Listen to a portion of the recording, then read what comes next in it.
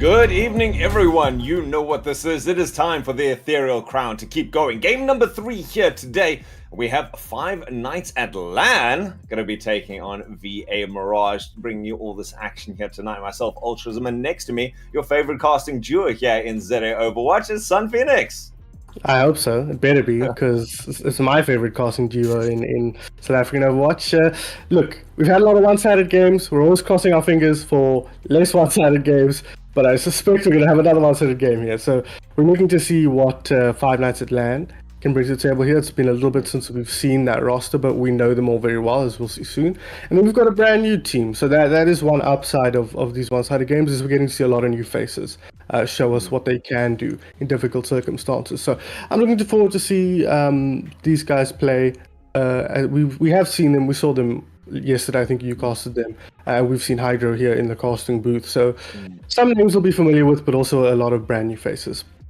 And that's what I'm really excited to see. You know, we got a tale of two stories here, the old dogs versus the new. And when it comes to these two in particular, Mirage is probably the newest up-and-coming team that I'm most excited about. I mean, we saw stuff like Hydro on the Genji, on the Hanzo yesterday. Wrong, Shimada brother, my apologies. But Hydro was showing great proficiency. They've got Raid Boss as their leading tank, who is doing a great job of being able to break front lines. And then on the other side, you've got one of those teams that was always vying for #1 in the country and came pretty close, arguably the best team in the country in a lot of the tournaments they showed up to.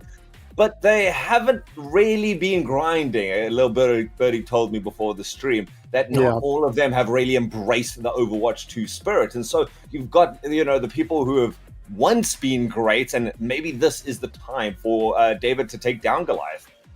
Oh, that'll be a tough ask. Just looking at this roster here, Altruism, you and I know all of these faces, and we know how scary they can be, even when they're not at their sharpest, like Luke Mito on the DPS, Stalker on the tank, and Smiley and Squishy on the supports.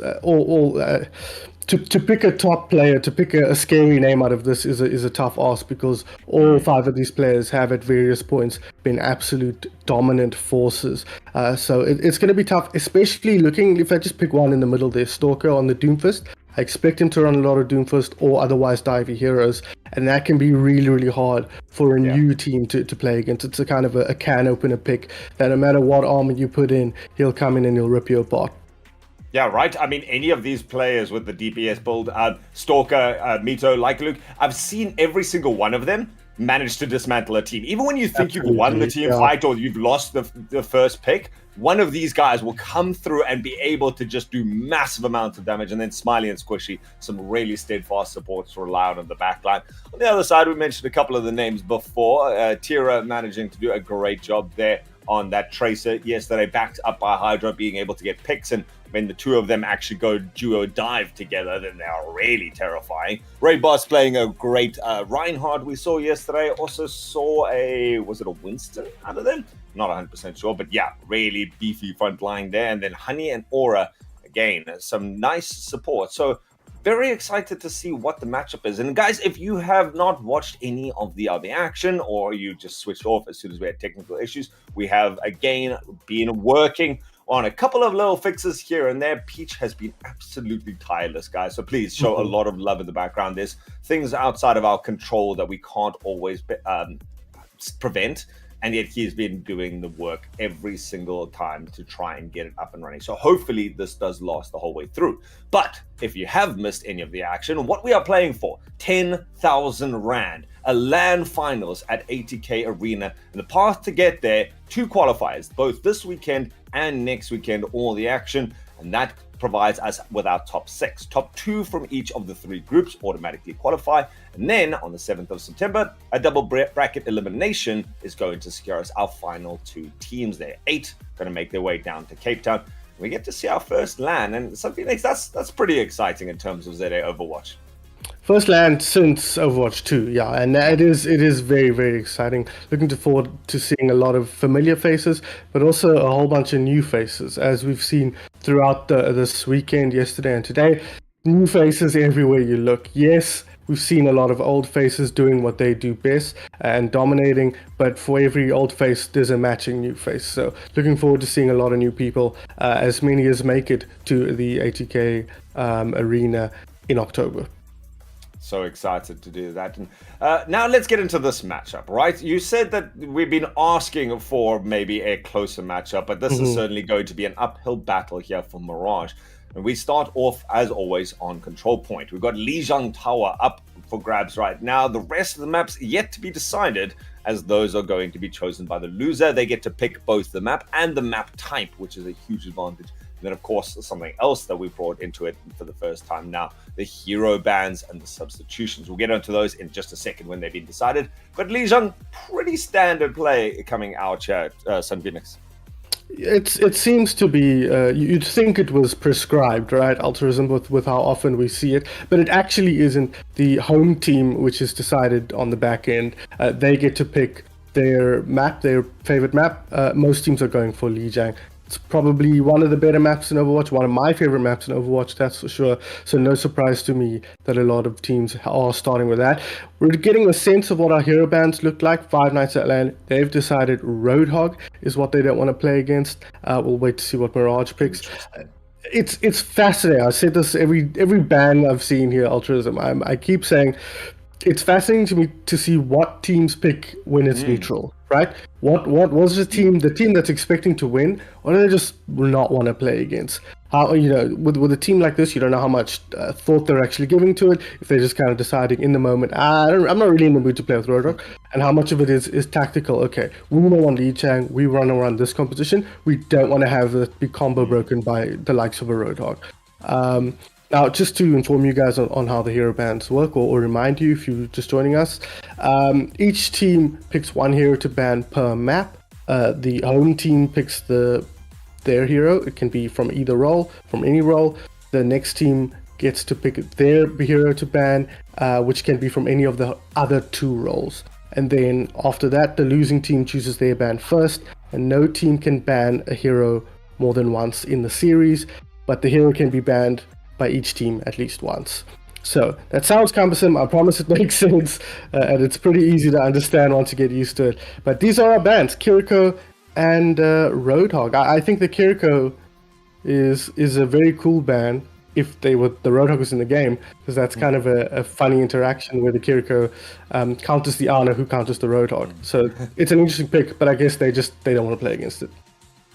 Well, when we look at why Five Nights might have banned the Roadhog, we talked about Stalker and his impact on any of these big dive heroes, and that's one of the big reasons why you would want to get rid of a Roadhog. In general, teams have been favoring banning out the tank. They are such an influential part of building a team, and so something like Roadhog gives more freedom for the Winston, for the Doomfist to try and cause havoc in the backline. So be careful about what Stalker is going to be bringing to the fore. And then Kiriko is just really a nice, safe option. Provides a lot. One of the strongest support ultimates in the game. The Cleanse is something huge that can save a teammate or, actually mitigate an entire ultimate if you time it right against something like the Junkrat Tire. Man, I got that one wrong for a sec. Junkrat Tire, the Pulse Bomb, something like that. So certainly, like you said, also keeping in mind what you want to ban in the future. Maybe you want to not ban it in the first round. But we are going to be ready, guys. First to three, we're going to be starting this off on Lijiang Tower. And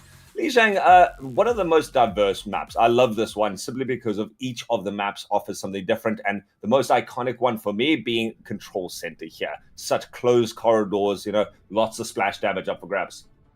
Tends to be a Reinhardt playground, a very brawly space, often what we'll see. And both teams are going to be leaning into that here. Reminder, no Roadhog in play here. Not really a place where we would see them regularly, but they are both going to go for the Ramatra, playing around that. Lucio, Squishy's going to be on the Alari. That does not surprise me. I suspect that's a hero he probably gets a lot of value on as a former DPS player.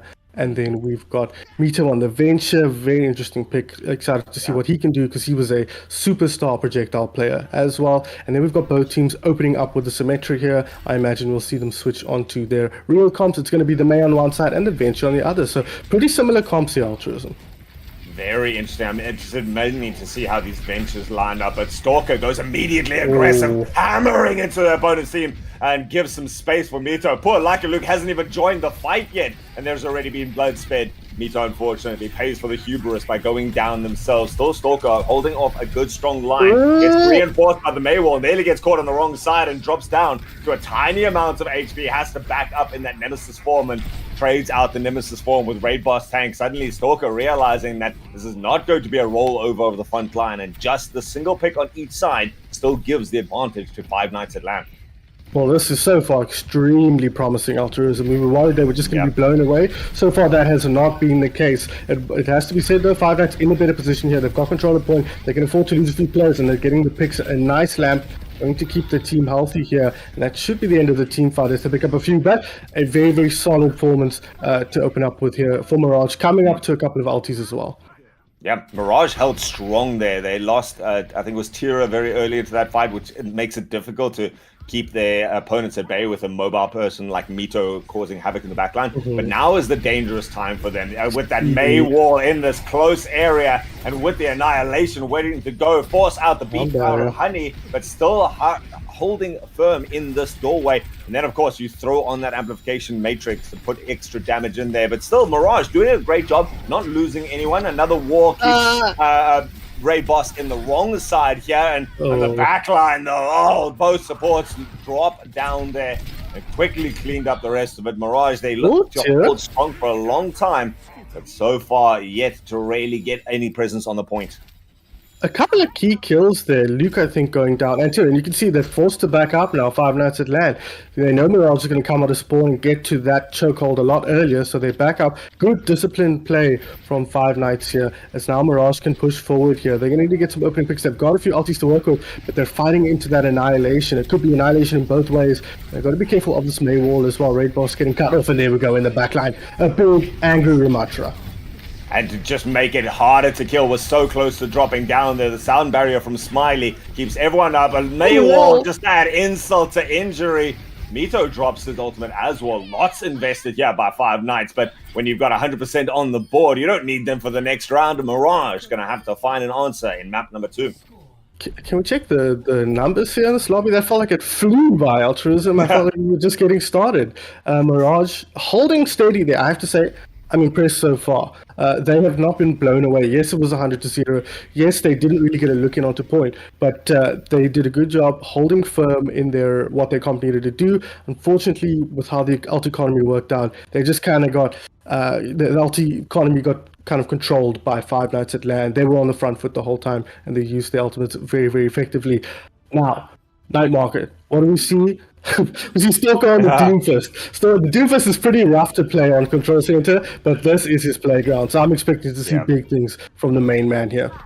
I mean, when you're going up against the Malga as well, Malga are going to find it difficult to really try and shoot down this tank in particular. And a jump over the top and combined with Squishy, even the supports, force to be reckoned with here. The Stalker takes a lot of damage, able to get out. This is where Raid Boss is going to struggle. Honey, though, not struggling at all. Takes down like a Luke's Farah in this game. And Mito immediately in trouble, has to get underground. Honey now being harassed once more by Stalker. Stalker managing to take out 2 in the backline, and like a Luke coming in over the top, lands a rocket, confirmed out there by Mito. And Mirage once more just left with a poor tank, short-lived. Going to be able to claim the first point. Yeah, that was rough. They got that opening kill onto Lost Echo, and it was kind of hard from the Echo can output a lot of damage. And so not having that meant the damage was skewed in the favor of Five Nights at Land. And once Raid Boss Tank moved forward, it just opened things up for Stalker in the backline. You could see how when Raid Boss Tank was focused on Stalker, Stalker couldn't just do whatever he wanted, right? We actually saw him retreat back towards his team. But as soon as Raid Boss Tank put the attention out somewhere else, Stalker was in this backline, destroying his support. So it's super, super rough to play into a team like this, operating off the back of a very, very strong Doomfist player. And now Mirage in a precarious situation. They've managed to get 3 people out, but they tucked themselves in a corner. And here comes Stalker with the early nano boost. Squishy has been given all the freedom with that Kiriko ban. And I mean, an Ana against the Malga is always going to have a good time, but then you put that on Stalker, who comes up with a 4K, a little bit of a dance, a little bit of a chuckle, walks out quite casually, even while taking damage. Oh, that was unfair. Now, Stalker's a guy who's not going to show you respect. Stalker's a guy who's going to dominate. He's gonna emote. He's gonna do whatever it takes to show he's the man here. And he is the man. Let's be honest, Altruism, especially on this Doomfist. Under pressure here, getting forced back, but can look over the top. Team fight pretty much over. 4 kills to the good for the blue team. Last man standing, Raid Boss. Altruism, unfortunately for March, 5 Lights of Land have switched on, and this composition is night and day when compared to how they looked with the Ramatra. Yeah, I mean, this is punishing, right? You push everyone back into that tiny little corridor. You've got an Anna who's throwing in damage, like a Luke's Farah is causing havoc through the doorway right now. I mean, how are you even supposed to walk forward? So Raid Boss loses half their HP just to see where their opponents are and immediately has to charge back. Gets a decent trap, but gets taken out immediately afterwards. Bit of fight in the back line. Like Luke decides to peel for that and now can turn their attention back to the front line, but Mirage seems to have broken through. A bit of more shots there. Tira has to take a rocket to the face. A little flick shot coming out from Like a Luke. It is Mirage who managed to at least claim up some sort of percentage, so not 100 to 1, but Stalker's back in here. What are you going to do when the fist hits the face? Well, you're gonna die, I suspect, Altruism. At least that's what happens to me when I play against this hero, and I don't play against people as good as Stalker at this hero. Raid Boss just trying desperately to buy time and space for his team, but he will go down eventually. The EMP comes through, but it's going to be too little too late here. Nobody really left in the team fight. As I say that, though, they've picked up 2. Both supports going down, so this is looking pretty good for Mirage, and they do actually hold, so still gaining percent. What? That is an incredible comeback at the end there. Like you, I thought that EMP was just a desperate attempt. Tira manages to get up the high noon and actually claims value out of that. And now we see Five Nights at Freddy's so close to their own ultimates. Mirage going to have to weather so much. Only the amplification matrix on board here for Aura. And Aura going to need to pop that early into this fight. And there it goes. Puts out there. Unfortunately, loses their life immediately after. Tira's managed to find some good space on the side here. Unfortunately, like a Luke was there to reinforce their DPS buddy and takes them out. Now both DPS down for Mirage. And it's like a Luke coming in from the side. Got the barrage to just jump through the Mauga. Puts some damage on the other side. Takes out Honey with that. And 100% looming here as overtime ticks down. I don't know if anyone can even touch. No. I mean, look, obviously the result pretty clear in the end here, you'd have to think. Do manage to get the touch, actually. That's quite surprising. Tira gets a kill onto Luke, but too little too late here. They won't be able to cap the point. That's going to be it here. But Mirage looked not bad. They are the first team we've seen so far who've actually been able to take the fight to their opponents. And that's in spite of the fact that we spoke about how scary this man can be on the Doomfist and how he can pick you apart if you're not careful. But they played pretty carefully. I like the Sombra pick. I think that was pretty key. I was going to mention it when we were looking at the bans.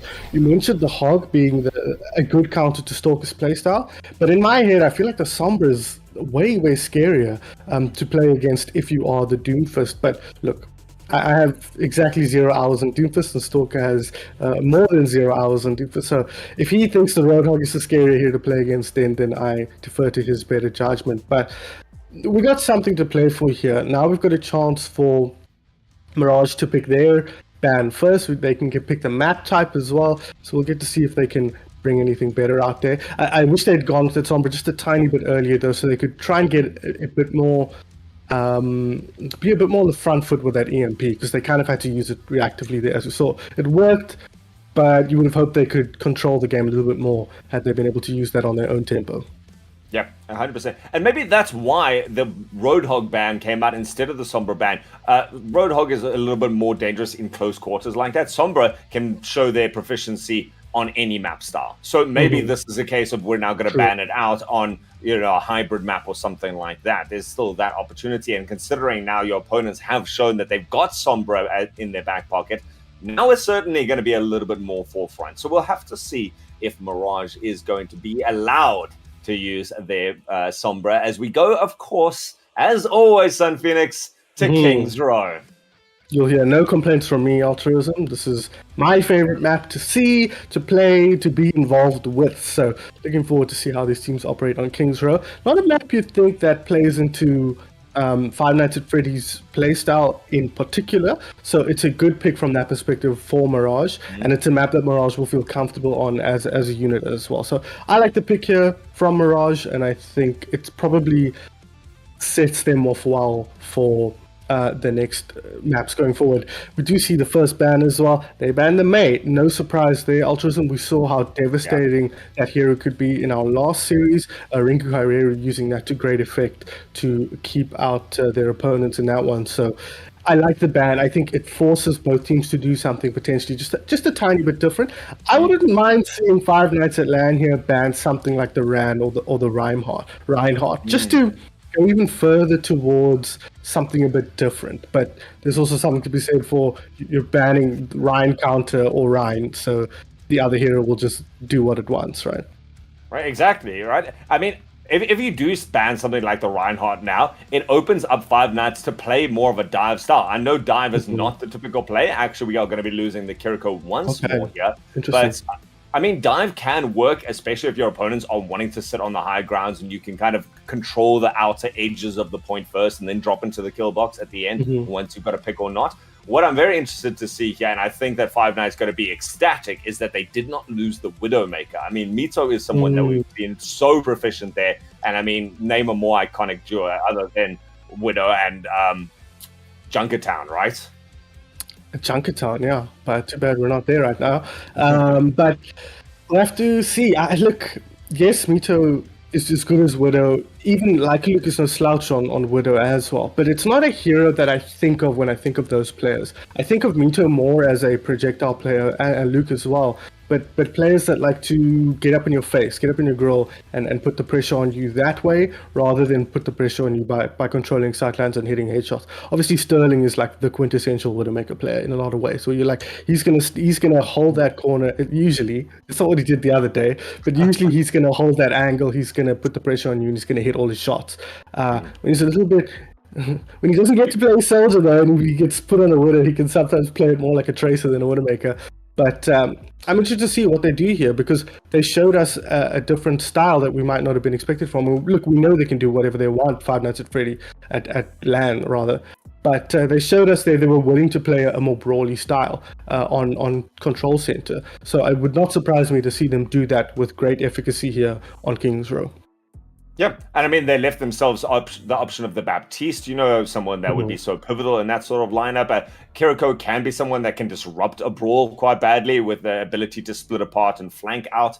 But we will see what our picks are going to be quite soon right now. And it is going to be Five Nights at LAN and taking that first defense, if I'm not mistaken. Yes. Yep. So, a nice Larry. Mito, why would I pick Widowmaker when Mito is most well known for, of course, the Torbjorn? We're so dumb, Altruism, actually. So sometimes. Dumb. It's so obvious now that you look at it. Yeah, Mito on the Torbjorn makes perfect sense here. If you don't know Mito, guys, you're new to the scene. This is one of those iconic hero player combinations, Mito and his Torbjorn. He's dominant on this hero. Luke on the Reaper is very interesting. No, he's going to go on the Sim instead. They want to just control up the choke here. They're outputting a lot of damage from the backline. The supports both can output a ton of damage. So this could be a really rough push in through here. But what they could do is just barrel through with the Reinhardt, with the Lucio on the side of Mirage and get the damage done. They'll have Tira putting damage from a distance over the top and Lost trying to disrupt as well. So there's every opportunity that they could just run in here and steamroll if Five Nights at LAN are not careful. And they're playing it well as Mirage. They're doing their homework, making sure to clear out the Symmetra turrets. Now the Torb turret goes down. That gives them the space. Or Torb turret not down yet. There we go. But they're so methodical about the way they're approaching this. And then the speed boost comes out. Mirage starts to charge forwards. Five Nights suddenly being pushed back. The Mirage realize it's not working just yet. Take refuge around the statues. Start to split attention into the hotel. And they've left the Rhine to try and deal with this Ramatra. But unfortunately, Ramatra doesn't care about that shield. Takes down Aura at the beginning of this. And Honey going to fall straight away afterwards. Tira not needing to get involved in this fight or not able to get any sort of pick as Five Nights just dismantle the methodical attempt. I would have liked not to have the Widow here. I think the Widow feels incongruent with what the rest of the composition is trying to do here. So yeah, I think the cast makes a lot more sense. And I would also like to see Aura just do a little bit more, get more balance towards DPS. He's there focused a lot on the healing, and I'd like to see them put a little bit more emphasis on doing damage, and I think that could help him go a little bit further. But so it's going to be a rough matchup with the Rhine into the Ram, and we can see how much pressure he's under already. It's going to be huge. That ability to time out the Nemesis form and throw punches in there, it really forces Raid Boss into a more offensive style there.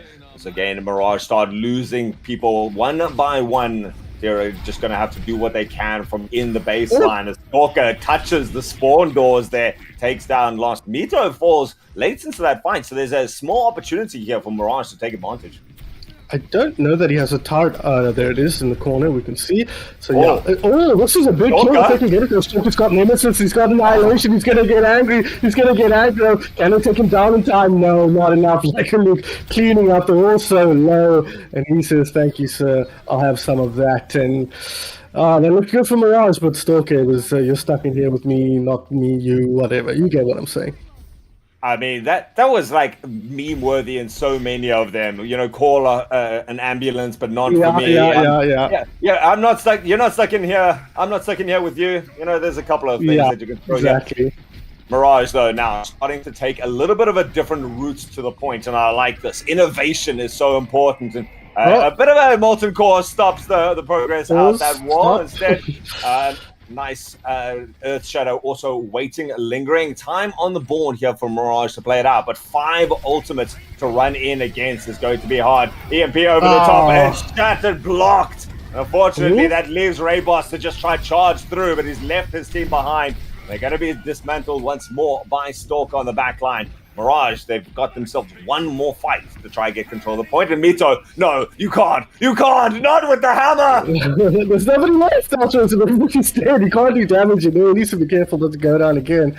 But yeah, that shadow getting blocked, the charge not managing to latch onto anybody, kind of all just going wrong. Overwatch Aura drops again. It's rough for Mirage. They're just not finding, you just feel like they need to find one thing and the fight will unfold in their favor, but it just seems like no matter what they do, Final Atlantis may be just willing to stand up to that, but as I said, Tira finds an opening pick, and that could be key as they look to move forward now on the side of Mirage.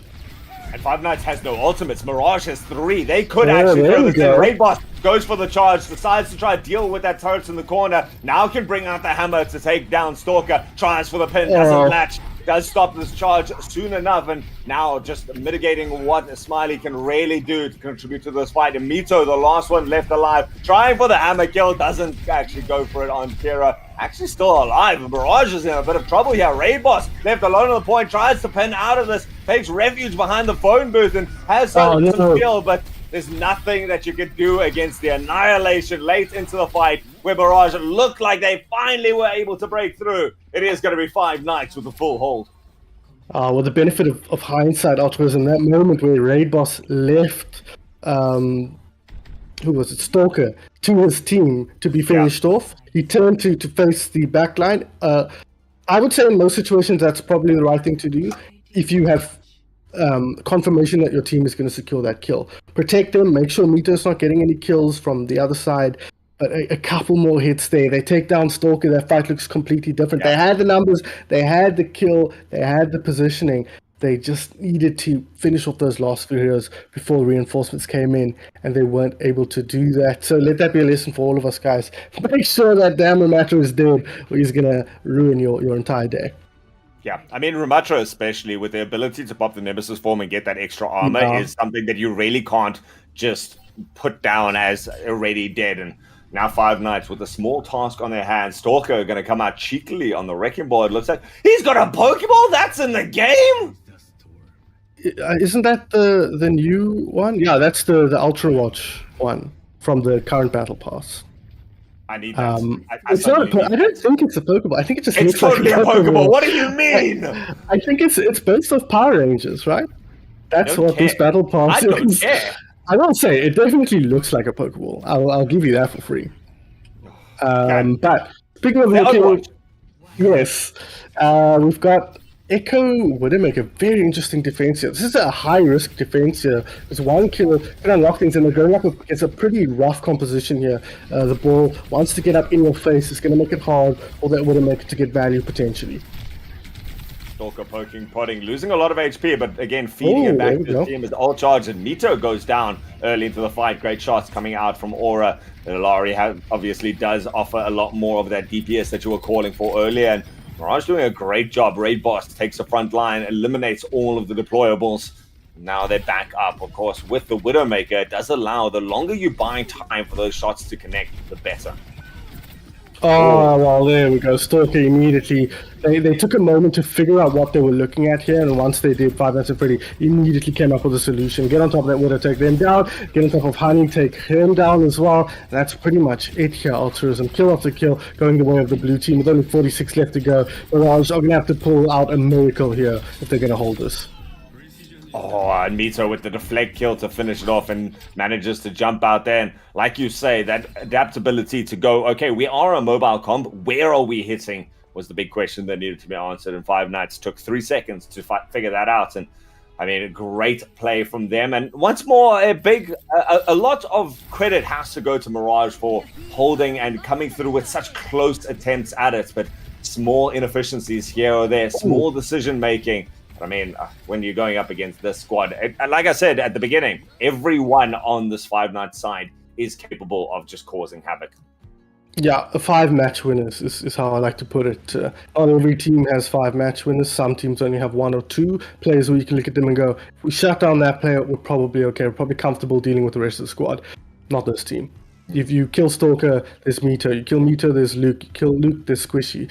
Then you kill Squishy, there's Smiley. Every single one of them can ruin your day, and that's what we're seeing a lot of the time. They're managing to get picks a lot of the time. Mirage, we're seeing Mito overextended a couple of times, Squishy peeking too aggressively a little bit. But even in spite of that, that doesn't mean you're going to win the team fight, because this team is strong enough to rely on the remaining players to win things out. And they're also strong enough to take advantage of any tiny mistakes you make. That mistake of not killing, securing that kill on the enemy tank from Raid Boss tank cost them that first point cap, I think, and that's a lesson that these guys are going to learn, and that's why we play competitively like this. The replay they'll have available to them, they'll have this VOD available to them as well, and they'll be able to watch it back and go, oh man, next time I'm just going to secure that kill, even if it means taking risk from damage coming from downrange. It's worth making sure we get that kill on that tank.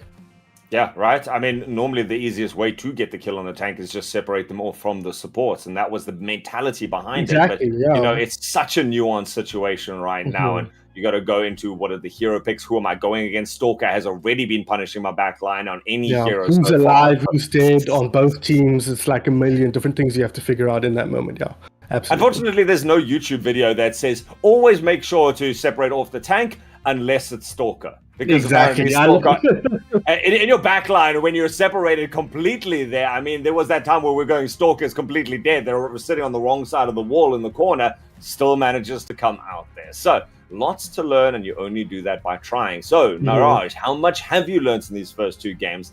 What can you do in game number 3 as we're going to go to Colosseo? It's fascinating to me that teams pick this map third so frequently. I can't remember who it was yesterday, but this was exactly the same set we had. So these 3 maps are what teams prefer. I get the first one, I get the second one. The third one I find very interesting. This push map pushes the second newest game mode in Overwatch. Seems like competitive teams at least are really taking to it. They feel like they can find value on this map. In my head, I feel like this is a Stalker map, right? The ball, the Winston, the Doomfist as well. So much room for those guys to operate. So I think you can have a hard time here if you're Mirage, but I always say, Altruism, pick what you're best at. If this is your confidence map, this is your comfortable map, this is the map you think you're best at, play it and give yourself that opportunity. Yeah, Push has been a very interesting map to watch from these 2 sides, and certainly one that I think is interesting. Five Nights at LAN banning out the Lucio, pretty fair. I think, Lucio can be such a big part of a push map for a team to be able to keep going to chase down those kills along the long stretch. And then Mirage taking out the Winston. That just feels like a respect ban against Stalker. It does, but it's funny that it's not the ban I would go for if I was them. Look, I have PTSD playing against Doomfist in Overwatch 1, so that's definitely the hero I'd be like, I don't want to play against that hero. I'd rather deal with the Winston. I quite like the Lucio ban because it's kind of a pseudo Reinhardt ban at this level. Reinhardt is so reliant on Lucio to get around, so when you ban him, all of a sudden Ryan's like, oof, I don't actually know that I want to play the Reinhardt here. And we know that Raid Boss Tank likes to lean on that Ryan. We saw how good it could be on King's Row on their attack. They were, we believe, one hero kill away from potentially taking that first point. So I like this is an intelligent ban from Five Nights and Mirage. It's a stylistic ban for sure. But the thing about Overwatch 2 is there are many different puzzle pieces you could slot into any composition to make them be functionally the same. So you can never ban a compositional style, unfortunately, or fortunately, depending on how you look at it. But from Mirage's perspective, I think you'd rather force them into a more brawly style. But Five Nights have shown us altruism already. They can do whatever they need to do. They can make whatever they need to make work, and they're not one tricks either. They will play whatever works best in a particular scenario. Yeah, and coming out here, you're seeing a very different style. Poke being the name of the game, it seems, for Five Nights. Stalker leading the charge on that Sigma. You got Mito taking up the Widowmaker. We are finally going to get to see the Mito Widowmaker. Mirage, though, looking to burn a swath of destruction against their opponents. Raid Boss taking out the Malga. Tira going to be taking on that Bastion. Honey to damage boost them both. And throwing out the Kiriko the first time it has been available in this game. Yeah, but just getting rid of that hero as much as possible. No chance anymore. Somebody has to let it through, or it has to be let through, and they immediately take advantage of that aura. We'll be bringing that in, as you say. This composition from Five Nights makes the Lucio ban look even smarter, right? If this is what you want to run, you're like, cool, we don't want to play against Reinhardt. We don't want to be run at. We want to hold from a distance, poke and do a lot of damage, and punish anybody who comes in one by one. Mito, look for something on the angle here, but Mirage, happy to set up behind their own pylon there and look to find some opening kills. Like a Luke dueling it out with the lost Farah on the side, and that's what Mito keeps looking towards. A Stalker holding up the front line, has a lot of damage mitigation against these two. Great use of the shield to block that bomb from the Bastion, and the Tracer on the side with the rock as well now to follow it up. Afterwards, very difficult for Malga to try and get up that consistent healing that they need, and decides to take towards the hill. Unfortunately, you've left your poor Bastion behind a May wall, and I mean, between all the damage mitigation that Stalker's bringing to the front line, Rock to stop it off at the end. Mirage, once more, going to have to find a new answer, and I mean, this seems preemptive by Stalker. Some sort of clairvoyance right now to be able to choose the perfect hero against these two. Yeah, this was just a compositional rock paper scissors build order win from Five Nights at LAN here. They picked the right comp pretty much in one go here, and look at the ultimates already. Altruism, Stalker with his, Luke with his, so they might just be able to walk this on through towards their opponent's spawn here, as we see sometimes happen on push. A bit of an overextension by Squishy, not able to get enough healing there, and gets taken down. Smiley also got a fall here. Mirage has managed to secure themselves a war of attrition. And I mean, it doesn't matter how much mitigation you've got. Oh, no. Stalker decides to keep throwing in the ultimate. Rez comes out to the other side, and while Stalker picks up two, eventually does fall down. And Mirage managed to win themselves the first fight, build up some ultimates of their own, weigh down the resources bank of their opponents, and take control of bots. Yeah, they've managed to hold that fight. I'm very impressed by that. No serious composition since Raid Boss Tank decides that is not the pick. The Malga, the Zarya is a little bit better here. I don't mind the Zarya. She can feel a little bit low impact though if you're not able to build a charge. And a good team like this isn't going to give you that charge so easily. There's not a lot of loose damage, slow moving projectiles that you can catch with the Zarya. So we'll have to see what he can get done here. Or he's still just going to be like, whatever, dude, I don't care. Great pulse bomb and another kill. 2 ultimates out, but 2 kills to show for it. Great way to start that. That's the whole point of ultimates, and I mean, it now means that Like Luke's not going to be able to use their ultimate. I mean, they used it in the previous fight, but 50% on there. Smiley and Squishy, the last one's left alive with ultimates in hand. Still have to take a retreating stance here as Mirage starts to get a bit of progress on their payload. And you mentioned the Zarya. I think one thing that the Zarya really does nicely is mitigate the Sigma ultimate, but unfortunately, rock, paper, scissors continues. Stalker switches on to the Doomfist. Well, this is rock countering rock here, right? I guess, as we see them back up. I like this decision from them. The window comes out, so they back up. Doomfist, as you said, coming forward here for Stalker is what we would have expected to see. So it's a compositional flip up here. But Mito, the rest of the team is still the same. So they're kind of just looking for Stalker to create space for the likes of Mito and Luke to do the damage here. And so far, so good on that count for Five Nights at LAN. So everyone low on the side of Mirage, and eventually it's Aura getting taken out. Mito finds a good kill there. Has to now worry as finally the May ultimate comes out, and that's where the Zarya does shine, able to escape from that completely. Still on very high charge, walled off there. Actually manages to come out, and didn't manage to get it in the first place, it seems. Yeah. Teams to eventually go down. Raid Boss Tank paying with their life. Desperate attempt by Tira on the back line from the Bastion to try and stop the payload in its track, but Mirage now have to worry about the payload ticking forward once more.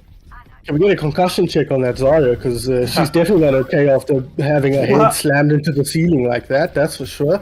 But it's looking good here for Five Nights at LAN. I love the Sombra pick from Mirage. I think that's a great pick to counter out the Doomfist. We'll have to see how quickly Lost can build up towards that EMP, because we know how good that spell can be, that ultimate can be. When we think they should get the kill around to Kree, but they don't in time. Mito does end up going down, but they trade it out. Rez is ready to go here, but they're losing more altruism. Well, you wanted Lost to build up that ultimate quickly. Can't do that when you're in the spawn doors, unfortunately. And now it's Stalker playing Ring Around the Rosie there with Honey on the Mercy. Fortunately, Mercy getting out means that they've left Raid Boss alive. A late stagger into this, with Stalker now not fearing anything from the tanks. Does get hacked up, manages to get to safety, and utilize that block. And with the invisible slam! What was that? Okay, can we get a mod check on that one, please? What the hell was that? He'll say it was on purpose, but I suspect he was just moving in there. They popped the grab, it's not going to find anything. This is not looking good for them. A desperate ultimate from the Bastion is not going to find any kills. Squishy popped the Captain and all of that as well. And Five Nights at LAN, they've got their boots on now, and they are running through this Mirage team. Yeah, Smiley on duty to go back and grab the robots. Just one more fight, it seems, that Mirage has to try and stall this out for a little bit longer, but it's still going to have to be a hard recontest. They've got to come in quickly. Raid Boss, without that grab, like you said, used in the last fight, all they've got is this Valkyrie, and that Valkyrie is, they had the EMP as well, but taken down immediately in the fight. A nano boost thrown in from Smiley gives all the space for Stalker to cause havoc, and throwing in. Finally, the EMP comes back in, the res up, and so Lost tries desperately to make that work, but doesn't manage to hit on enough people. And Stalker, being of course the prime target for that EMP, manages to avoid it completely. Now just keeping space. It's up to Raid Boss to try and hold, pushing against this, and completely ignored by the counter tank. Trying to get up some charge there, only on 30% though, not able to do too much. Does escape that freezing field here of Like a Luke, and Like a Luke again just keeping pressure on this robot, holding it. It just needs a fraction of a second. Unfortunately, Mirage, they touch, they try, they stall. Eventually, they are going to all go down as the spray of death eventually secures it. 15 kills for Like a Luke, 3 map wins here for Five Nights at LAN. A victory that sends them one step closer to that 10,000 rand. Look, it was what we expected, but credit to Mirage there. They have looked the best of the teams we've seen take part so far, the new teams, or at least in terms of what they were able to do. We rate Five Nights at Freddy's very, very highly as a team, so this was an impressive performance from Mirage, and I think they can go back to their scrims and their practices with their heads held high, because they were the only team that looked like they could challenge these old school, old top teams, and I'm very impressed by that. It was always going to be hard, and it proved to be that way, but they were smart about their picks for the most part. 1 or 2 small errors feels like an overstatement, but a few differences here and there, and they've got a little bit more. They take that first point in King's Row, who knows what happens after that. They get another push on Coliseum, who knows what happens at that point. So really, really nice to see these newer teams putting up a pretty solid fight here against the old heads.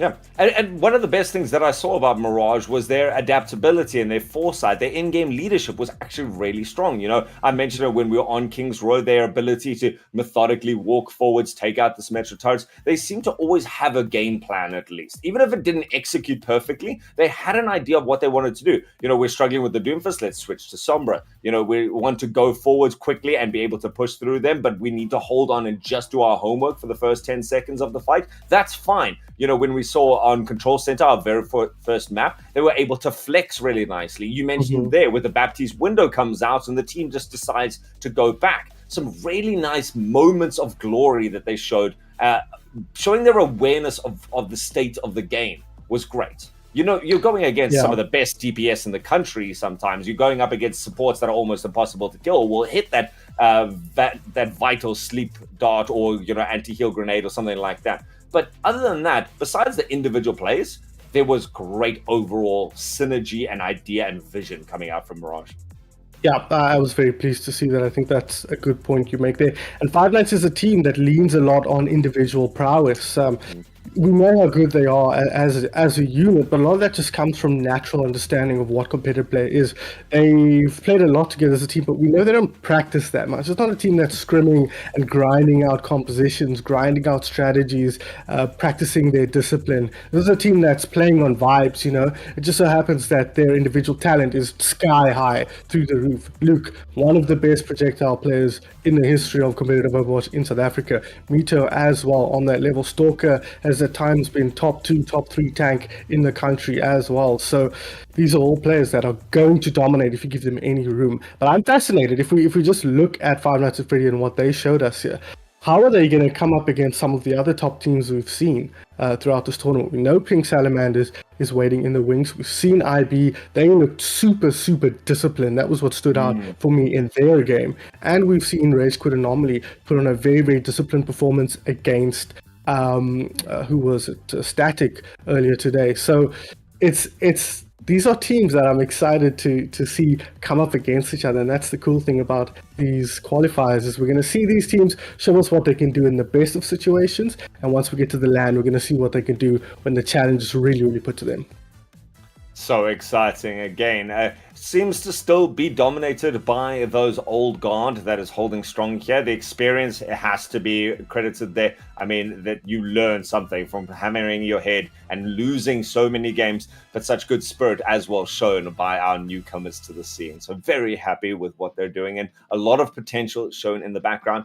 Guys, don't worry though, this is not the end of Overwatch for the weekend. Like I said, next weekend we still have a full second half of this qualifiers, but for tonight at about 7:30, we are going to be bringing you the last game for this weekend, Pink Salamanders that we talked about. Again, another team looking to crown themselves with that Ethereal crown versus Error 404 Skill Not Found. We'll see if they live up to that name or can they surprise us a little bit. It's going to be Blue and Tox up for grabs on the caster's desk. So that's going to be it for us here. Myself and Sun Phoenix, it's been an absolute pleasure to bring you this action and such a good state of Overwatch in the country. But for us here tonight, that's going to be it. We will see you next time. Have a good one. We'll see you at 7:30.